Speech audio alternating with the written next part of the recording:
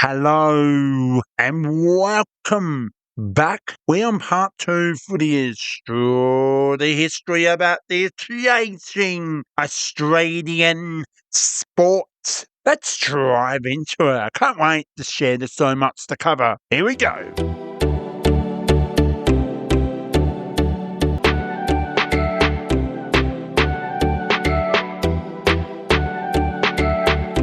Today, I'll be sharing what teams are playing in today's NBL. Now, I do apologise, one of the teams, well, hopefully they're all there, but we do start off the VFL, the regional competition before the AFL came in, and then the National Basketball League will share a bit of a AFLW who's playing there. But before we dive deeply into it, if you're new, welcome aboard. Make sure you subscribe, share. Make sure you really share because there's so much fun episodes to come. We'll also, the most important, if you can like this, if you like it, make sure you do and hit that notification. You do not miss an episode. For AFLW, let's get on to it. So, as I mentioned today, we'll be sharing what teams are playing in the NBL, which I'll be sharing very shortly. But before, we'll also go back which ovals used to be hosts from all AFL teams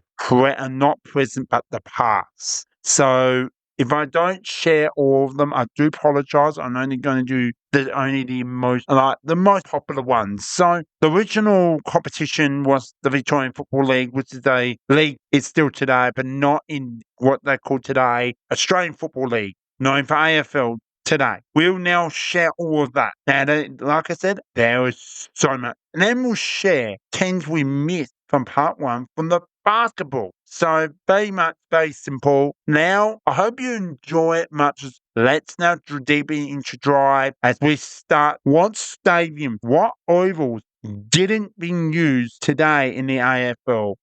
They are being using in the AFLW. So, well, the history of Football Park AAMI Stadium, Westlake, the suburb in Adelaide. This suburb held 51,240 over the years, mainly part of AAMI Stadium, which we don't see that very often. Now, it's not an oval. Well, for competition, that's what I meant. But oval traditional in football history that from the SNFL and the AFL closed in power or Adelaide closed in Port Adelaide. Wow, that's all I can say. Wow. So, yeah, it's so many good memories. Watching the Crows, Adelaide Crows, and seeing the Norwood Redlegs winning a few premierships in my time as well. And that's losing one grand final. Then moving to the Adelaide Oval. That's a different day, unfortunately. We are here for the olden. So there was some great memories. I think it was I remember going to the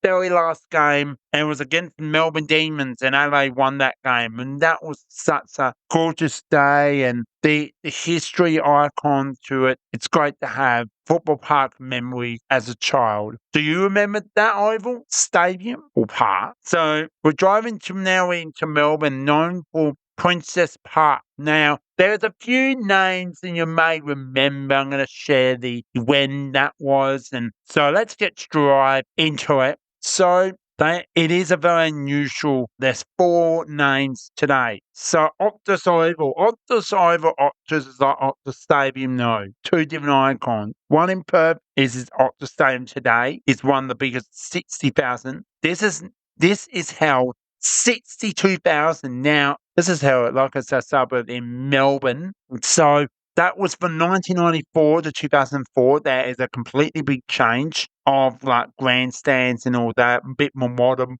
MC Labour Park from 2007 to 2008. It's only 1 year. And then it was Visa Park 2009 to 2015. 6 years, pretty good. And in present of today, IKON Park, the home of Carlton, they have it all very modernised from 2015 to present means now. This oval is the home for Carlton Footy Club, where the AFLW do play a lot of their clubs at this oval. This is, like I mentioned, this is stadium or oval. It's held 62,986 is the max. So a pretty good, decent, big stadium.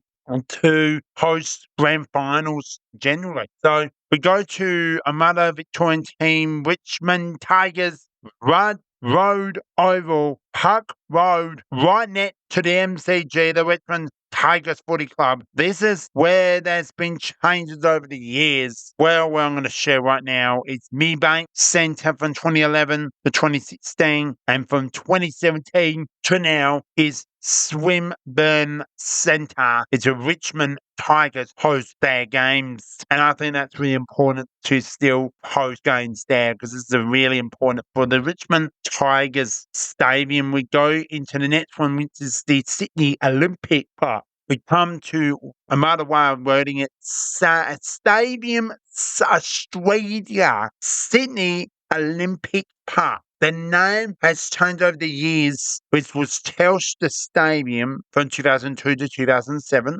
ANZ Stadium 2008 to 2016. The stadium does not been used for Aussie rules, but does hold 82,500, which is such a good effort. And watch the Sydney Swans used to play in the 2000 days. So a pretty good effort. We go to the west of Western Australia, Perth Subiaco Oval. Do you remember this oval? It used to be Peterson's Stadium from 2011 to 2014, and onto 2 years, Diamond Stadium from 2015 to 2017, 2 years. This oval was held for the 2009-22 from started back in 1987 to 2017 over 2 major oval names, but it was Subi Oval, which is a suburb in Western Australia. Now, do you like this so far? Well, make sure you put your comments down below as well. What is your favourite memory from these ovals? There's more to come. I'll share very at the end of the episode. Make sure you subscribe and like as well. Love to hear from you. So, well, we do come to the next one, and we go to Waverley Park, Bulldogs AFL Park.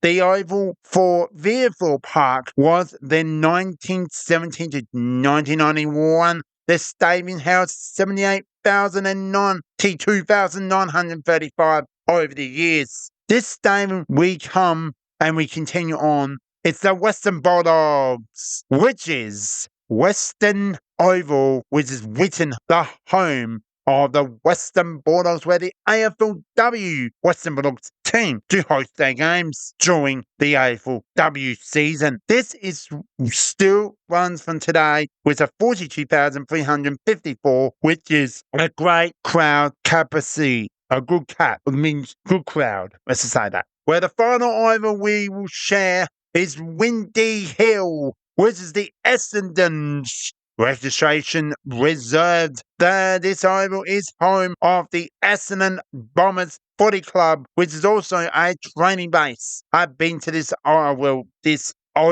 as well, watching the Essendon Bombers train over 10 years, or coming up 10 years, so about 8-9 years ago. So I remember this oval, but AFLW do host their games here for the Essendon Bombers. Well, that's all from the past ovals. What do you remember? And I remember a few, but I never went to all of them. Maybe one major one was in Adelaide and one in Melbourne. So, well, before we go passing on to the NBL, which is so much exciting news, subscribe and like if you like this. Comments what was your favourite memory of what I just mentioned. I just named a couple. Love to hear from you. Thank you for your support, and let's continue on. We come and we now move on to the National Basketball League, which is the Australian Basketball League. Well, I'm going to do my best to make this short and sweet and make it all fun as well. We start with the LA 36ers, the home of basketball in South Australia. What history! We can name the Adelaide City Eagles. That's it. One season, the Adelaide City Eagles. Now, there's not just that. Really, the Eagles it's very common, but it's not SA. Then we came to 1983, which is now present today, the Adelaide 36ers. The original stadium was called Calypso Powerhouse, which I still call it from today. It is in a suburb of in Adelaide, Swinburne, where all the Adelaide and Adelaide Lightning used to play their basketball in the good old days. Well, I remember. Do you remember when Adelaide won their championship days? Do you remember that in a big way? I'll be sharing some great legends in just a moment, but it was a very difficult time. They were struggling, and then Phil Smythe really came in, a young fella just finishing playing basketball, and came as the NBL's best, well, in that time,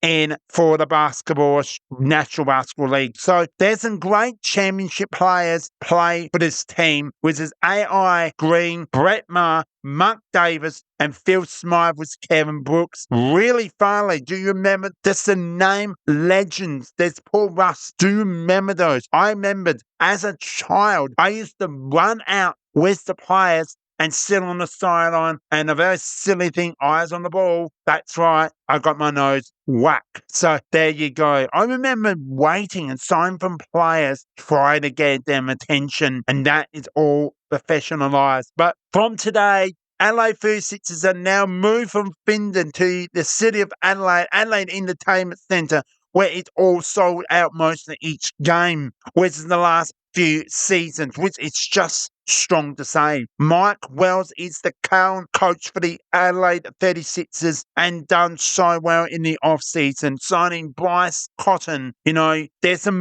more players to that, but signing an import that he can improve this team, and he's done that early in the year. Go and check out the NBL series. It's all on my YouTube, but also my podcast. So wherever you get your podcasts, make sure you do listen, because every download does also help. So hoping and good things are coming as well. But I'll give you a little bit of the achievements Adelaide's done. 4 NBL championships, now all from the early 2000s. Adelaide 36ers were also so close to being Perth Wildcats over almost 8 years, 9 years. So could Adelaide find a way to make a miracle? Let's find out soon enough. The next team from the NBL is Sydney Kings. The history of the team has come and gone. It's now returned. They entered the NBL in 1988. This is almost 40 years ago, 30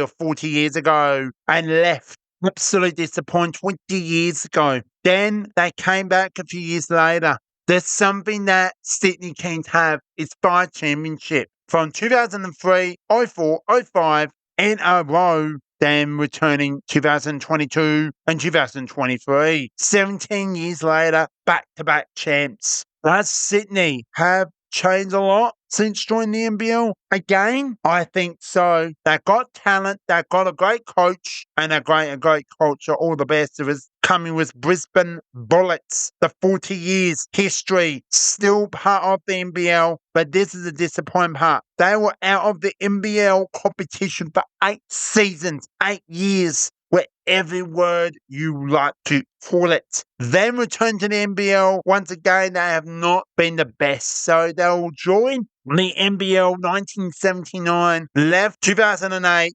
8 years later, 2016, this will be their 9th coming season since return, and no, not make what you call it, the grand final series. Brisbane had won 3 championships, 1985, 1987, and 2007. Hoping to see Brisbane playing finals again very soon. We now come to the team of New Zealand Breakers. They are the era of 2003 joining the NBL. So the Australian New Zealand competition are very, very IKON and very respectfully. They have won 4 championships from 2011, 2012, 2013, 3 in a row, then having a break to 2015. This has been their 10th season since they have not won a championship. They are trying to get everything to make New Zealand Breakers good again, hosting their games at Spank Arena in Auckland, New Zealand. All right, the story, here we go, the Cairns Taipans. Now, they joined in 1999. It's what a season has been. This team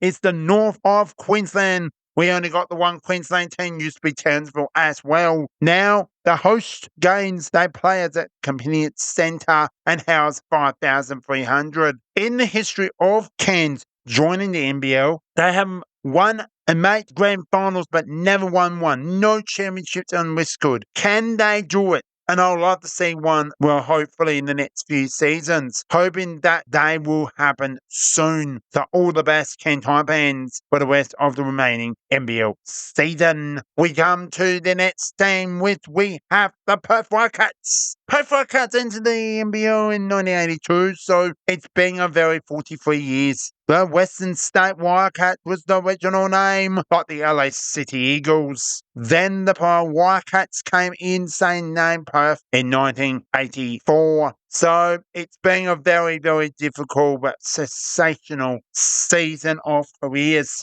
The Perth Wildcats winning championships are the most ever in the history, and the most have won. How many the Perth Wildcats won? I'm going to share right now 10. 10 championship. Incredible. The years were 1990, 91, 95, 2000, 2010, 2014, 2016, 2017, 2018, or 2019. 2020. They have not won since in 5 years. Incredible. So a lot of championships in that time. But that was a big, big gap. 10 years ago they done it. But I've got to say right now, Perth are not going to be easy after their rebuilding. They do play at the RAC Arena, known for the jungle. One of the hardest teams to play is Perth. When you're winning, well, it feels great. But when you are really traveling to Perth, not easy. And it's common. It doesn't matter where you play. It doesn't matter where you play.